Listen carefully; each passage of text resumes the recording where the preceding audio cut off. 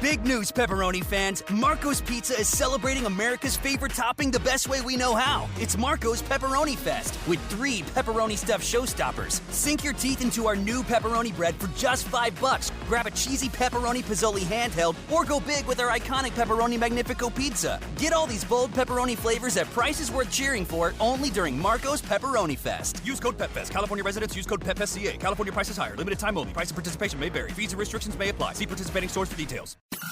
This is an Extra 106.3 podcast. To hear more live and local content like this, tune into 106.3 FM or download the Extra 106.3 app.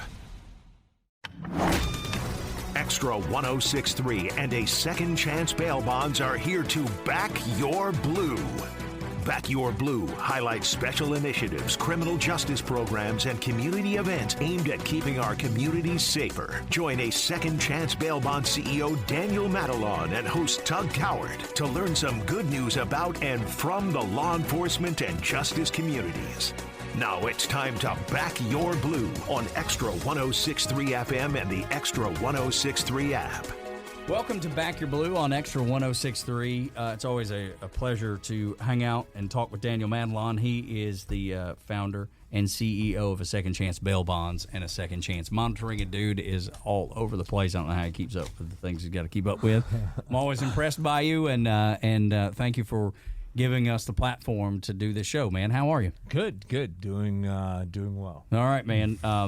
I tell you, I know you're busy because I've seen the pictures. I've seen your Facebook posts. Leaving after we I know get exactly. Here. It's every week. That's the thing that he says, and you'll learn this about him, Alli and Jennifer. That at the end of every show, he's like, "All right, I'm off to the airport," just like a racehorse off to the airport because he's taking his daughter to hopefully settle on a university. No, she has. She has, or we know that. Yeah.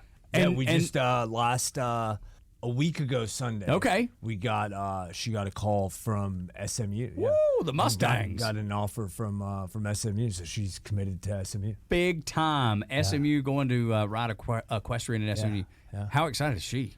Oh, over the moon. I mean, we couldn't be. Yeah. I mean, it almost is. It hasn't even set in. No, I'm sure. I mean, we're still celebrating. Yeah, so that's very, great. Very thankful and humbled by the opportunity at SMU. So that is fantastic. Mustangs, I'm right about that, right? Yeah. Oh, it's Mustangs. Yeah, it's in awesome. Dallas. Yeah, I Big try to D. keep up. I try to keep up a little bit with sports, and it balances with all the news that I have to keep up with. And I'll be going to the Mustang tailgate. Yeah, Mustang Nation. Yeah, all right. I guess so. I want to introduce you to Alli Neal. She is the founder of Revved Up Kids, and also Jennifer Ross, who is a retired police captain and board member at Revved Up Kids. Alli, we'll start with you. After 20 years of a just everyday suburban life, working in corporate human resources, staying at home with your 2 kids, world turned upside down by a clear call from, you would say, God.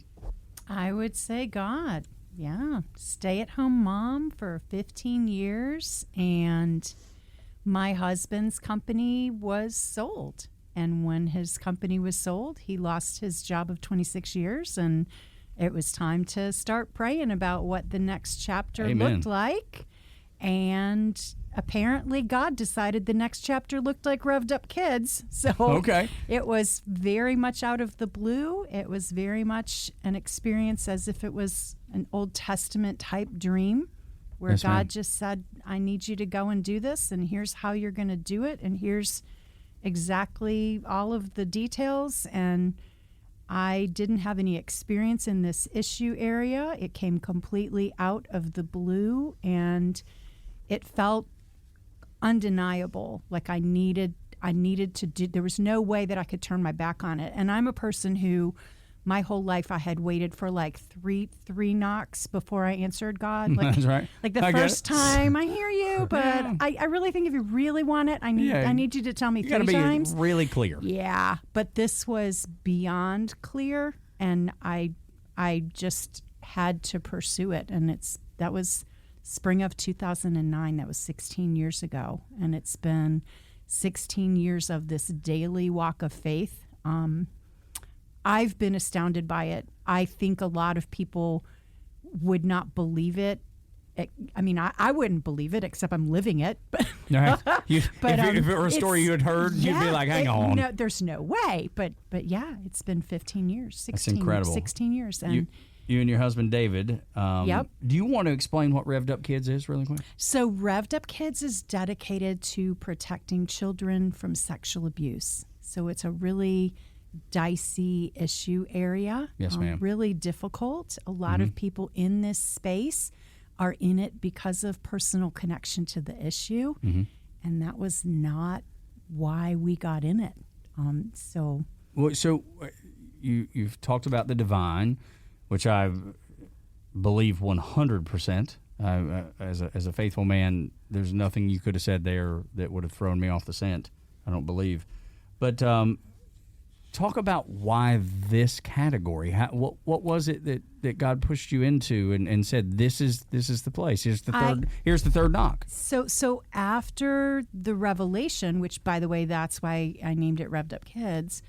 After the revelation, it was a lot of deep dive research because I didn't know very much of anything other than the white dude in the van with the candy. Yeah, that's right. That was my knowledge of sexual abuse. Yeah, that's right. So I had to do a ton of research and self-education and obviously find out who's doing this. And in Atlanta, nobody was. And that was the fascinating thing, was there were people, organizations who were picking up the pieces for survivors. There were people who were doing some awareness raising, but nobody was training children about unsafe people. Wow. So I believe that's why God called us to do it, because it was an unmet need. I volunteer with a lot of organizations through our church and have had to go through that training, do the background checks and all that. And it's funny you brought up the whole white van, ice cream truck, just the classic, if you will, if there is a classic. The stereotypical probably better. Absolutely. The stereotypical thing. And it's not. It can be basketball coaches. It can be someone at church. It could be someone in the neighborhood. It's my understanding, it rarely looks like the white van. 93% of the time, abusers and victims know each other. Yeah. Going to introduce you to Jennifer Ross, retired police captain, board member of Revved Up Kids, City of Decatur from 96 to 22. Worked as communication officer, patrol officer, field training, business district officer, investigator, sergeant over criminal investigation divisions, instructor, trainer, crisis division for RAD, which is an acronym for Rape, Aggression, and Defense, women's self-defense instructor. Is there anything you've not done? I mean, could you run the entire department? I guess you did run the entire department. Well, my chief's saying was, as a captain, when he wasn't present and the deputy chief wasn't present, we were chief, so make good choices. So. Yeah. There you go. I like it. Captain over 911 Center, Criminal Investigations Division, Special Units Division. I could go on and on, but what connects you to this is the DeKalb County Sexual Assault Protocol and Child Abuse Protocol Committees. I'm sure you've seen a lot of the worst of the worst up close. Yes. So my connection to what brought me into the fold of Revved Up Kids was the bulk of my career was spent in criminal investigations, which I later supervised as a sergeant and then as a captain. And while I was serving as the community information and education manager for our agency, community training classes and programs was what I was responsible for. And that's when our department brought RAD, which is a women's self-defense program, to the city of Decatur. And we got up and running and had a wait list of more than 200 ladies. And we would take teenagers in with their moms or a guardian. So 13 was the youngest at that time that we would allow. And for some of them, the curriculum was too much. And so the thing that I was repeatedly asked was, what program do you have for my children? Are there any programs like this that is applicable or child-friendly, boys and girls? And I started researching because that was the thing that I was being asked. And I started researching and was having a really hard time finding a program that wasn't stranger danger or just online or that fit with empowering, not scaring, and that's what we were looking for. And two of the ladies who had taken the RAD class with me contacted me later and said, hey, I found this organization at a child abuse prevention month event over at DeKalb Seminar County. or something. It was workshops. Okay. And it was Revved Up Kids. So they passed me the name, and I tracked Alli down, and we scheduled a meeting. And then I believe we were the first police department partnership with Revved Up Kids. Mm-hmm. We partnered with Revved Up Kids to host the workshops at the Decatur Police Department. Our first workshops were in 2017, and we've been hosting them ever since. And then we also partnered for larger community events. Before COVID. Yeah. And then also for parent and guardian training. Parents at this point were very lost about what their kids were able to access online. Some of them didn't realize that their kids could access and talk to adults on their game systems. They're like, we don't have internet, but he has an Xbox. I'm like, well, and at that point we were working cases where I had one that was a 9-year-old boy with a game system in his bedroom, and he was on there at night with his adult friends. And when they started messaging, trying to get pictures and things like that, the parents didn't even understand how that was possible. So Revved Up Kids comes in and teaches the social savvy, I believe, was one, and it was this hole that parents didn't know what to do, and it's a difficult conversation. Of course it is, but it's necessary. But necessary. And what I would always tell parents is how, when they were like, this is so uncomfortable and I don't want to scare my child, and we had the talk. I had mine. The talk. I had the talk. I was reading a Christian book called Point Man, and it said you should have the talk with your kid between 7 and 9. We were on the way from ball practice, and he was 8, and so I was like, well, let's do it now. You're shaking your head. What am I missing? Can I just interject a stat that it should have for been earlier? you? 8 is the average age of a victim of sexual abuse. Mm-hmm. The talk is forever, and the talk starts when they're learning words for body parts. Wow. So it's so compelling. That's why I didn't know that. But that's exactly why, because, I mean, and at that age, they're more likely to be targeted. Well, and it's funny because I was thinking about the birds and the bees talk, not even the step further. Okay. The step further. That's, I don't even, to but be honest. Even that shouldn't be the talk, right? It just needs to be this organic thing that happens over the lifespan of their life. And that was the point I was trying to get to, is parents wanted to have a one and done talk. And like they do about a lot of things. Bundle it up into one package. That's uncomfortable. And that doesn't work. And this is the best example I can give you is, how many times did you tell your child to cover their mouth when they cough or to wash their hands after they use the bathroom? Every time. It never stopped. Before it stuck. Yeah. Then you cannot have one uncomfortable conversation about what to do if you're made uncomfortable or your boundaries are crossed. You can't do that one time.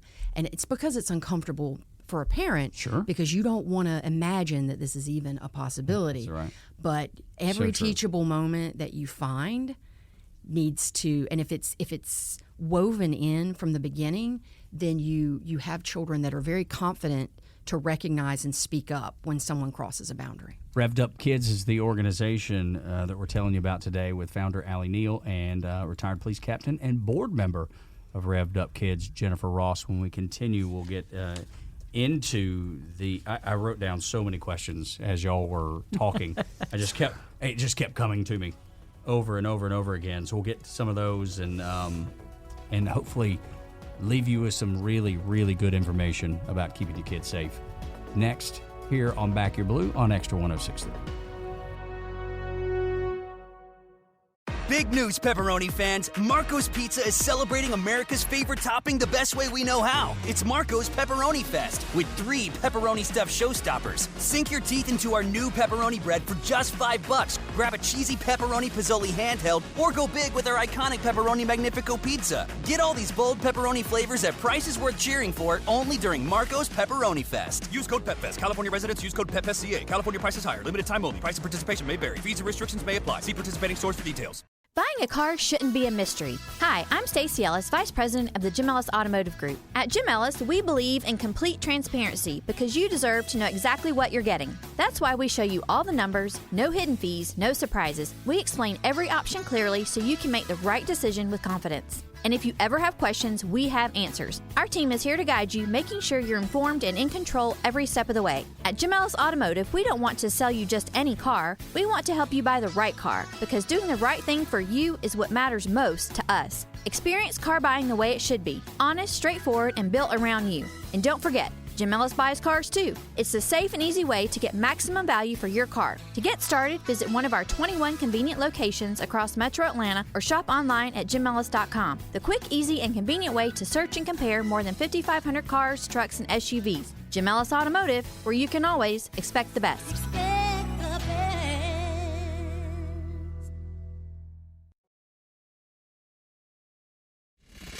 This is Back Your Blue, presented by A Second Chance Bail Bonds, live on Extra 106.3 FM and streaming for free anytime on the Extra 106.3 app. Welcome back to Back Your Blue on Extra 106.3. My name is Tug Calvin, along with Daniel Madelon of A Second Chance Bail Bonds and the Second Chance Monitoring, who is the reason we do this show to begin with. And our guest today, two very, very dialed-in ladies, Alli Neal, the founder of Revved Up Kids, and Jennifer Ross, retired police captain and a board member of Revved Up Kids. A couple things that stood out to me just in the opening segment that I wrote down and made notes on, and I would like to get to if you guys are okay with it. The fact that, I think, Jennifer, you said boys and girls, because that one is the one that stood out to me like a spotlight. Most people think it's only girls that are molested or sexually abused, and that's not the case. Not at all. I knew it. As soon as you said it, I was like, I know why she said that. Well, and it, not just because I've worked cases with children, male children and teenage, boys, but also because part of my job as an investigator was to interview and interrogate suspects. And I cannot recall a sexual assault suspect, whether their victims were adults or teens or children, that I did not dig up prior victimization in their background. Meaning they had done it before. They were victims.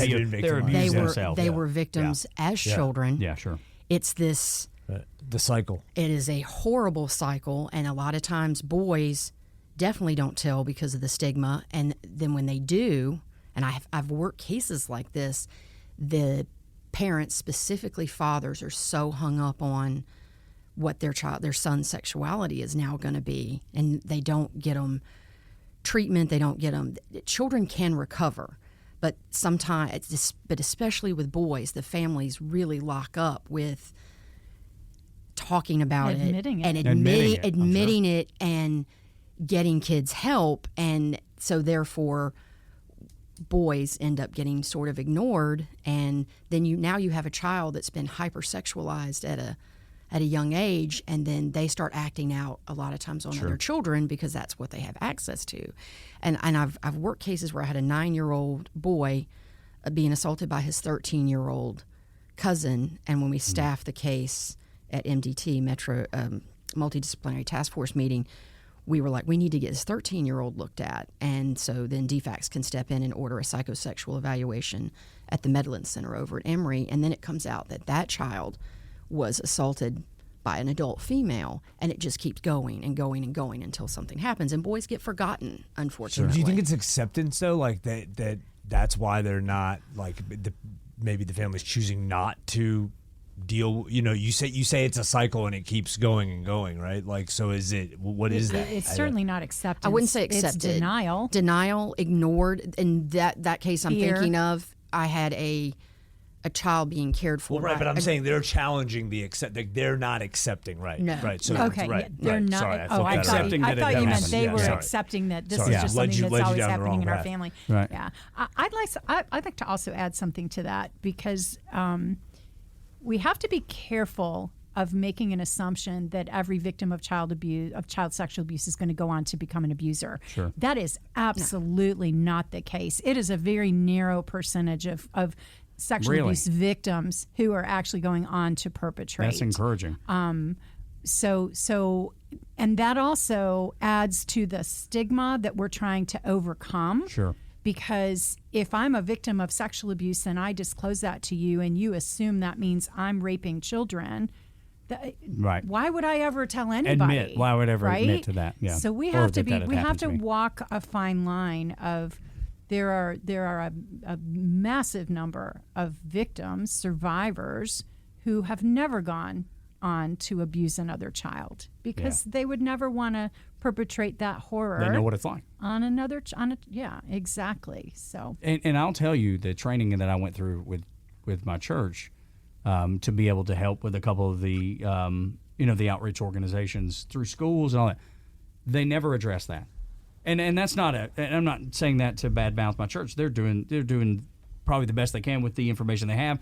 They have instructors come in, but it's funny you say that because I don't think I've ever heard that until today. That is well, I'm something. glad you and your listeners have now heard. Yeah, that. well, right. It's important, but Yeah. but why is that not being told? Why is that story not Because being we told? don't talk about this issue. Yeah, We do not talk about uncomfortable. sexual abuse. sure. It's Yeah. unsavory. Yeah, sure. It is. It is a difficult conversation. And how do we solve a problem if we can't talk about it? Well, you don't. Exactly. You never do. Exactly. And I I'm want glad we're Revved here. Up Kids to be out of business. That's what I want. That's Have a great you goal. have you ever done any work with the Anna Crawford Children's Center at all? We have had conversations with them Okay. and not moved forward with training. That's a separate story. It has nothing to do with level of interest. It just has to gotcha. do with bandwidth and scheduling and things like that. But yeah, there 'Cause are I've done some work with them in the past. Yeah, there are other children's advocacy centers that we've worked with as well. So Gotcha. What is some of the types of training that y'all do? Is it multi-layered? Is there's things that should be obvious that probably is, but there's plenty of other things that are not quite as obvious? I wouldn't say that. I think it's all pretty obvious. So we start as young as 6, and we have a program called Safety Sense for Children that is a personal safety and self-defense workshop. That's the one that we are delivering in partnership with several local police agencies. And then we have training, co-ed training for middle schoolers called Strong Teens. And then we have training for middle, high, and young women called Safer Teen Girls and Safe on Campus. We have one for college-bound young women, Daniel. Nice. There we go. Dude, That teaches them about all the dangers they she's all might yours. face on their college campus. Yeah, it's- So, and then we train adults as well. So adults to help them become better protectors, to open their eyes to the conversation that we are having with you today, where you're like, wow, didn't ever think of that, didn't know that, right? Yeah. Those are the kind of things we want to inform the adults so they can be better protectors. And I would even add to having gone through some training like that, as I said, being brave is not the right word, or shouldn't have to be the right word, but being brave enough to ask the questions. Because again, it goes back to that: if I ask too much, am I gonna look a certain way? Because people are fearful of that. Mm-hmm. Mm-hmm. I can see how people are afraid to ask anything, especially in the world that we live in now, where everything is everything's gone crazy, or it feels that way. And it's also not, it's also being brave enough to be a soft landing place for the people in your personal circle who are survivors. Mm-hmm. And you don't know it. But guess what? Statistically, we have twice as many survivors of sexual abuse in this state than we have cancer survivors. Oh my. How about that number? Think about how many people you know who have battled cancer and then double that number. Goodness. Breast cancer, testicular cancer, childhood cancers. I mean, we have so many organizations that tackle cancer, and rightfully so. It needs to be done. Yeah. But when you put it in that perspective, and you talk about how many organizations even are trying to raise money for cancer, I mean, Exactly. it's astronomical. Exactly. And then you said the number Exactly. of people that have been abused sexually is double that. That's wild. It's unreal. insane. But your friends aren't. Your friends are. And again, go back to this. I might be dating myself, but go back to the 70s. Nobody talked about cancer. nobody talked about cancer. They People got whispered it. cancer. You sort of whispered with your neighbors. People died from cancer. And then they started the breast cancer walks, and look what happened. And now when people get diagnosed with cancer, they tell people, and they tell people pretty freely, don't they? Yeah, sure. Because we made it comfortable. I don't know if we'll ever get there with sexual abuse. It's just another level of painful, right? To be able to have your friend knock on your door and say, hey, I just want to tell you this happened to me. Yeah. It's For me, because of what I do, people always tell me. Yeah. Because they know how I'll receive it. Sure. They'll know it's what I'm trying to prevent. And you're not going to look at them as if they're damaged goods. And I'm astounded at how many people I know who have come forward and told me. In a million years, I never would have guessed. Yeah. So, wow. Yeah. It's a conversation that needs to be had, and that's why we're having it today. Revved Up Kids is the organization, and along with Daniel Madelon of Second Chance Bail Bonds, Alli Neal, and Jennifer Ross. Jennifer, have you ran into that as well, just like Alli, where people are all of a sudden, maybe not all of a sudden, but they're comfortable with you knowing that this is something you've dealt with and understand? Very much so. You see stats, you see numbers, and we're so numb. We're numb to that. We're numb. for sure. We're numb to numbers. When I took the position of community information and education manager, my job was to, at the department, anytime somebody called and said, can you come speak to our professional group? Can you come speak to our church group, our women's group, the school? That's what I started doing. And sometimes they would tailor it around just general safety, because I would always ask, what are you wanting me to cover? At the same time, I was teaching at Georgia Piedmont Technical College Law Enforcement Academy out in Covington. So I'm teaching mandate students. These are baby rookie police officers about to become police officers. They're trying to get through the academy.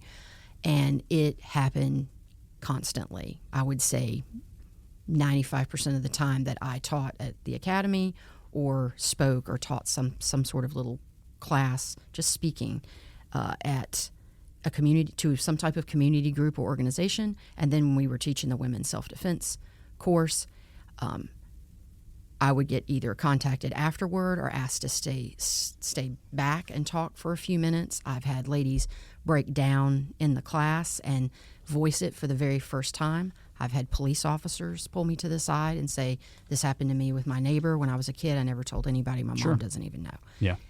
Male and female. Yeah, no doubt about it. And it's funny. Not funny, it's the wrong word. It's jumped out to me because you said you talked to church groups and women's groups. I've yet to hear men's groups. Men's groups typically didn't invite as much. Sure, I understand. And a lot of that has to do around, like, when we said we would come do safety talks. Mm-hmm. And I think that's just because women traverse the world in a different way. Of course. Typically, if a guy pulls up in a parking deck to park to come here, they don't have the same thoughts running through their head you're right. that women do. So there's not as much of a request. So I get it. Yeah. I totally get what you're saying, but that's where we need men to be like, hey, we need to help. We need to be a part of the solution. They're 50% of the population. I'm 50% of the population. If it's a Bible study, if it's discipleships or whatever. But fellas need to get involved. You would definitely see dads want their sons in the workshops, though. Yeah. And that's telling. That's it, right. Because and that's different. That's encouraging to me to hear that. That's very encouraging, because I remember a time when if you had asked a father, would you like for your 12-year-old boy to take this self-defense workshop, they'd be like, oh, no, I'll teach him. I taught him how to throw a punch, and that's not what this is about. Yeah, right. But way off. that is definitely different now, because we have generations of men who know. Yeah, have experiences like you're saying. Yep. No, I love, but that I made that note thinking about how boys were left out in the beginning, and now that's getting corrected, thank goodness. But men, you need to step up. You need to do better. You have to be a part of the solution, and whether it is your discipleship group, and I've been a member of discipleship group for 10 years, and it's never even come up. It's never even crossed our mind. And I've been through the training at our church, and it still hasn't come up. So because you don't want more of that. You What's go that? through the training at your church, and Sure. you've checked the box. Yeah, it's and easy you're to not do. going to be like, Right. oh, I want more of that. That's right. Right? Right. Let's bring somebody That's else not, that's not in. the first thing on your list. Right. More uncomfortable conversation. Let's go. Yeah. No, I'm with you.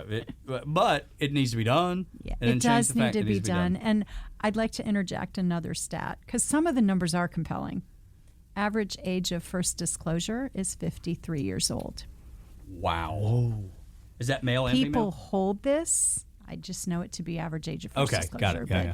people hold this, and they hold it for decades and decades. And think about the stress of that on your entire life and the vortex of pain that you are radiating into every aspect of your life. Yeah.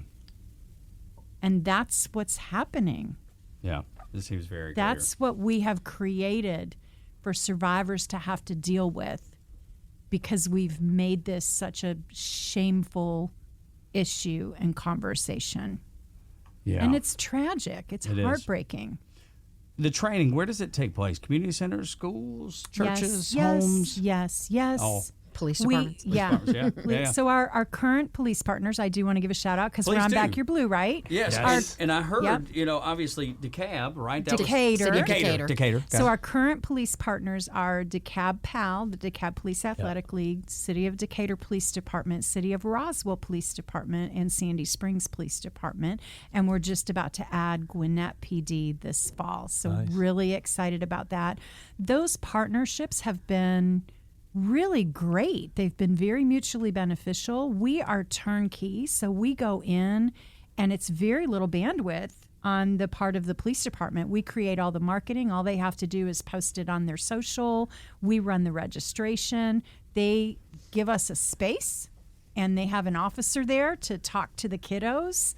And it's been really good because it provides a service that people want from the police departments without a lot of, the police have a lot to do and the police are always understaffed. So for us to be able to provide that and reach all those kids in their community, it's been amazing. And that started with Decatur. Decatur became our model. Which started with parents Right. bringing And- Revved Up Kids to me. Right, yeah. No. But we also train schools, we train churches, we train private groups, scout troops, teams, clubs. I've been in people's cul-de-sacs in their neighborhoods and done training. We'll go anywhere we can You go to reach off-road. a group of kids. I love it. Absolutely. That's we great. we just want to reach as many kids as we can. What about organizations that I didn't hear you mention? Fire departments. Think about the interaction with community and fire departments. And I just think there's so many ways that that they have. And I want to be delicate in how I say this because I love our police departments. They do wonderful work, and I think 99.9% of them are doing the exact right thing. But sometimes they're a little bit intimidating, and where the fire department wouldn't be. Am I off base there, you think? So We what I tried. love, We tried. Well, no, we don't want to go there. What I love about the police relationship is now the police are in front of these kids. That's actually in a good. way That's a double win. that's friendly. Yeah, in that's a right. way that's That's a good relaxed. way of looking at it. Hey kids, here's Officer Ross, and she can answer any question you have about the police. Yeah. And it's fascinating for those. They're just so eager Little to be able sponges. to ask all of their burning questions. And then we've got a group of teens, and we're like, here's an opportunity to ask any question in a safe space where you're not going to get in trouble for the question. Mm-hmm. Like, ask away, right? Yeah.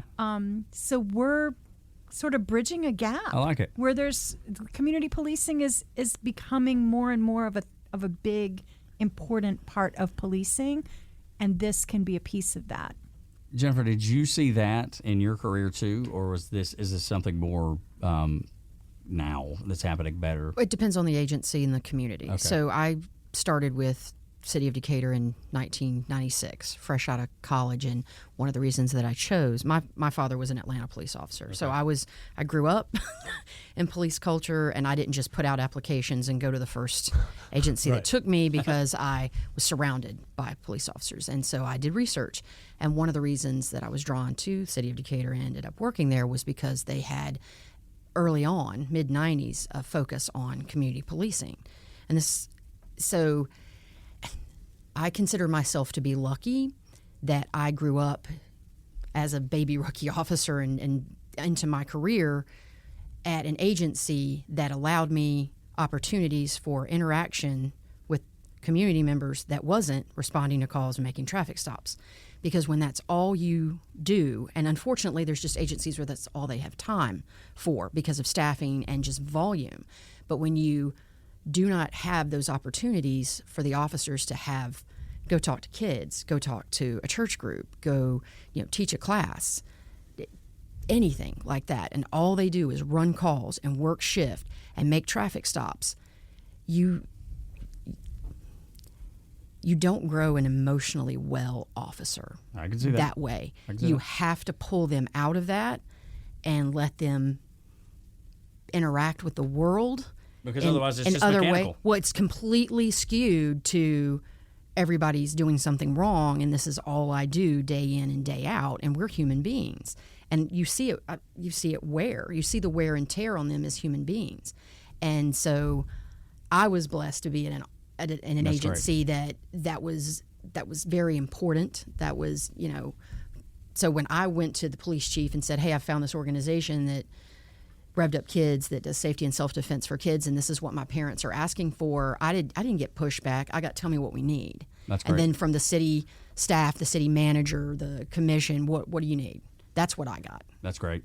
When we continue on Extra 106.3 with Alli Neal and Jennifer Ross of Revved Up Kids, and I ask about tips for parents, caretakers preventing abuse, and then how do schools and groups get in touch with you.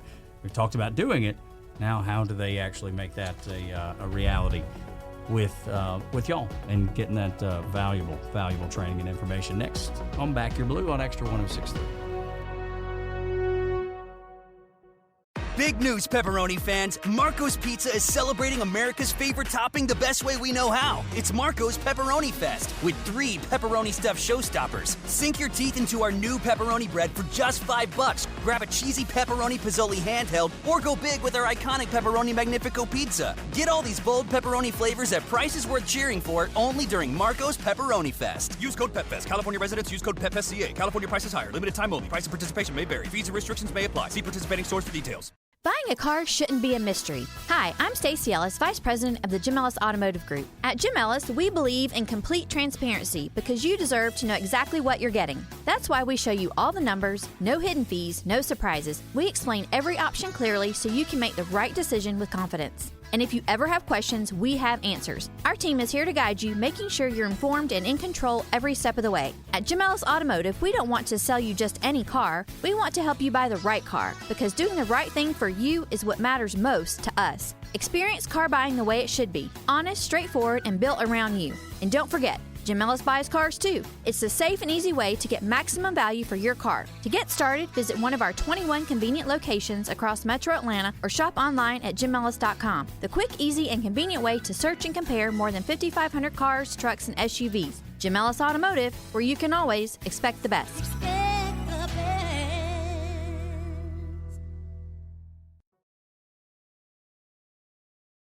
Extra 106.3 and a second chance bail bonds are here to back your blue. Now back to the show on Atlanta's only conservative news and talk station, Extra 106.3. Welcome back to Back Your Blue on Extra 106.3 with Daniel Madelon of a second chance bail bonds and a second chance monitoring. My name is Tug Cowart. This is Extra 106.3, and some would call it a difficult conversation today. I see it a little differently. I think it's fantastic that we have Alli Neal and Jennifer Ross of Revved Up Kids, which is an organization that really dives in and teaches parents and children how to not become victims of sexual abuse, or and unfortunately, if it does happen, how to deal with it afterwards. I want to ask you all about how schools and groups, community groups, get in touch with you to schedule training, or some of the other programs they offer, online training, or any and all. So we have a contact form on our website. We have a contact page on our website. We've got a programs page on our website that lists all the different programs that we offer. And thank you for asking about other trainings, because I really truly believe the existential threat to childhood right now is their online life. Oh my gosh. And we're talking about 500,000 online predators that are just all day, every day trolling for our children. I bet that number's low. It is terrifying. That's U.S. Department of Justice. Just if Yeah. anybody's curious and wants to look it up. No, but just think about how many people are in the world. Yeah. And now you're not. It's not that's just in your the neighborhood. U.S. So 500,000 Got it. U.S.-based predators. Got That's the Department of Justice stat. But so we address that in a two-pronged way. We have the social savvy training for parents that Jennifer mentioned earlier, and we also have a training program called Protected While Connected for 10 to 14-year-olds. And we're just in release. We've spent the last 2 years in development of a turnkey version of that training for middle schools. So we're really excited to be rolling this out for middle schools to be able to have access to this training, and welcoming of anybody that wants to have a conversation about bringing that to their students, because it's fabulous. Goodness. You know, and I had made myself a note earlier. AI fakes. The things that happen with that. And I know that's relatively new, you know, in the last several years. People just now learning about it, hearing about it. It's beyond the pale. And really, the online pornography is the devastation to this generation and the generation behind it of our children. Unreal. Because of access to online pornography. It's terrifying, and people have no idea what's happening. 2 clicks away. That's just my guess. And 2 clicks away on any social media platform. It does not matter. And they're putting it. I mean, it's everywhere. I mean, and then you click on it, and then I've had doctors, right, that their kids were on their computers, right, and then they go to arrest the doctor. The doctor had no idea. Oh wow! Yikes! I mean, I was involved in a case like this. Oh wow! And it was like it was chaos. Well, then they imagine. realized it was a kid. We ended up having to do juvenile bonds and so forth, which I'm sure. Yeah, and parents don't realize they think It's about wild. controlling the phone or controlling the computer. No idea. Nobody But- had it. I mean, and it was just in you know the redirects and the things. And honestly, it's just wild how it can get out of control within a split second. I've seen cases where parents and grandparents caregivers didn't realize that the children could even access the internet via a game system, or back when everybody had iPods, and the child was pulling up pornography on like an iPod and reenacting what he was watching on the screen on a younger child in the household. And the grandparents and parents had no idea that was even a thing because they were connecting to free Wi-Fi. Yeah, that's And unreal. P.S. One more stat. Average age of first exposure to online pornography is 11. You're talking about fifth graders. That's right. Yeah, it's unbelievable.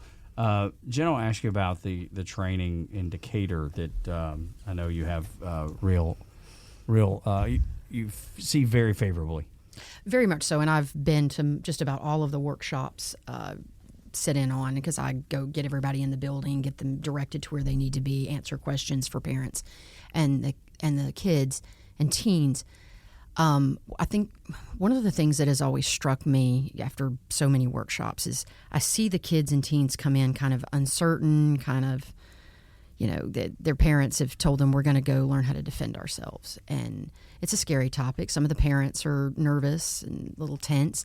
And then I watch how the workshops are teaching basics about protecting your personal space, about using your voice, about trusting they call it the uh-oh feeling. Trust your gut, which we try to not, because we don't want to be rude, and we teach children not to be rude to adults or bigger, older kids, and then that makes them reluctant. Well, that exposes them in a way. And I watch how they walk in a little uncertain, and then they leave so empowered to use their voice and to they just seem bigger. They take up more space when they walk out of there. And I think parents are scared sometimes that if they come to a safety and self-defense workshop about protecting themselves from sexual abuse or trafficking, that they're going to be scared and terrified and crying by the time they leave. And it is exactly not that, because of the way that it is delivered. It is delivered in the way that it should be, where it is informational and it is empowering, and it's heavy content, just like today, but delivered in a way that for kids, where if you are matter of fact and honest with kids, I think we don't do that enough. You're right about that. We don't do that enough. And I see the look on the parents' faces when Alli asks questions like, what have you heard other kids in school say, and the kids will call something out and the parents are horrified, because my kid has even heard right, it. Exactly. So just you can't be naive. I have been in the exam room at a children's hospital more times than I can count, with a family, with children, at the worst moment. There is nothing you can do but recover from that point. Mm-hmm. What we need to be doing is preventing.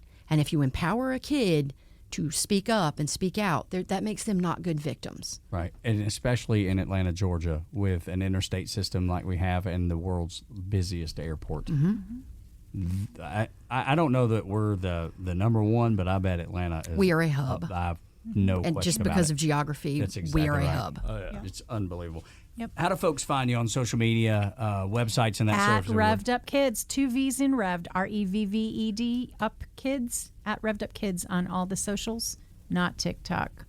No TikTok. Facebook, Instagram, LinkedIn, and X, Twitter. Okay. All right. Good enough. Website? Website, revvedupkids.org.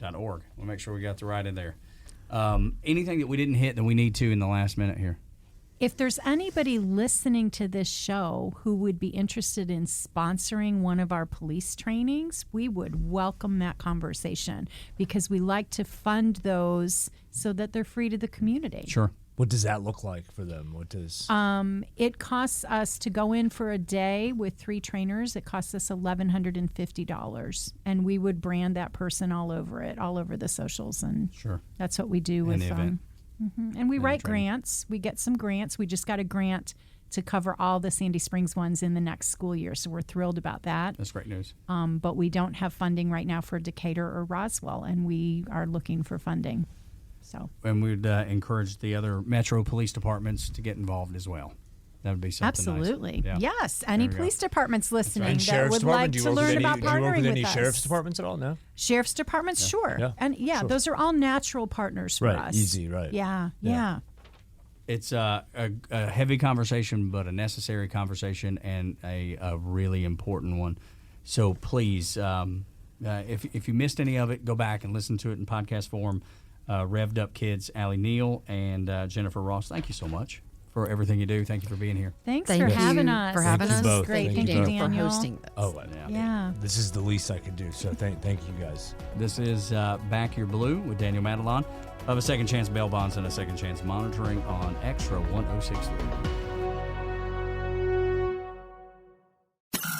This is an Extra 106.3 podcast. To hear more live and local content like this, tune into 106.3 FM or download the Extra 106.3 app.